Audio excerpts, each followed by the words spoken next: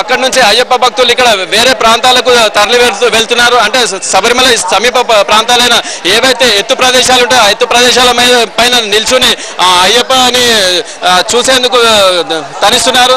అయితే సాయంత్రం 6:20 నుంచి 6:45 మధ్యలో అయ్యప్ప జ్యోతి రూపంలో దర్శనమిస్తాడని చెప్పి చెప్తున్నారు.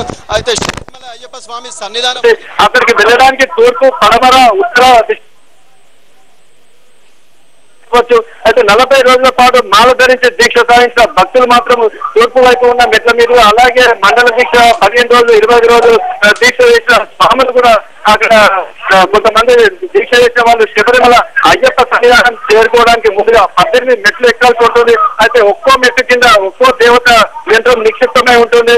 అయితే ఈ మెట్లపై కాలు మూపడానికి ఎంత శక్తి అవసరం, అందుకోసం కఠిన దీక్ష తర్వాత ఈ ఇరుముడులు తలపై ధరించిన ఈ స్వాములు వాటిని కరవాహనంగా మారి మెట్లు ఎక్కగలుగుతారు. అయితే 18 మెట్లు చండిక, కాపాలిక, గంధర్వ, శబ్దం, ఆదిశేషు, రేణుక, అన్నపూర్ణ, బయటది, కార్యవీరుడు, అలాగే హిడింబ, సర్వపిశాచి, సప్తైరసి, భద్రకాళి, శుభ్రమణ్యం, కృష్ణ ఛాయ, బేతాళ, పులందిని, హోయ ప్రతిమలతో పాటు ఆయుధాలను చెక్కడం జరిగింది.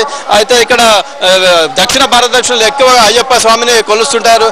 అయితే గతంలో కన్నా ఈసారి అయ్యప్ప భక్తులు ఇక్కడ రద్దీ పెరిగిందని చెప్పేసి అధికారులు తెలుపుతున్నారు. అయితే ఇక్కడికి విచ్చేస్తున్న అయ్యప్ప భక్తులకు ఎలాంటి అసౌకర్యాలు కలగకుండా ఇక్కడ ట్రావెన్కోర్ దేవస్వం సిబ్బంది అధికారులు అన్ని విధాలా అక్కడ వాళ్ళకి ఏర్పాట్లు చేస్తున్నారు.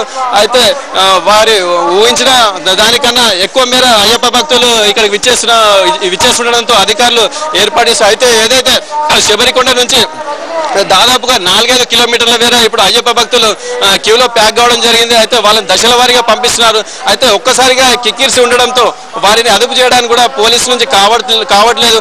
అయితే కొంతమంది అయ్యప్ప భక్తులు ఇక్కడ సరైన సదుపాయాలు చేయట్లేరు.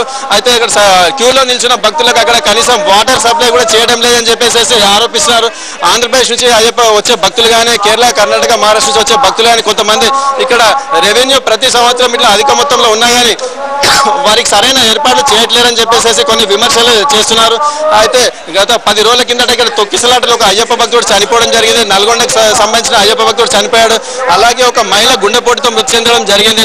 అయితే వాటిని దృష్టిలో పెట్టుకొని అలాంటి సంఘటనలు ఇక్కడ పునరావృతం కాకుండా ఇక్కడ అధికారులు అన్ని విధాల చర్యలు చేపడుతున్నారు.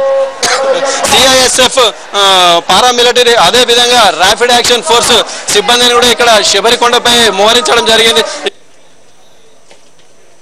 ఓకే, థ్యాంక్ యూ రాజు. మకర జ్యోతికి సంబంధించి లైవ్ ఎక్స్క్లూజివ్స్ ఎప్పటికప్పుడు సాక్షి మీకు అందిస్తూనే ఉంటుంది.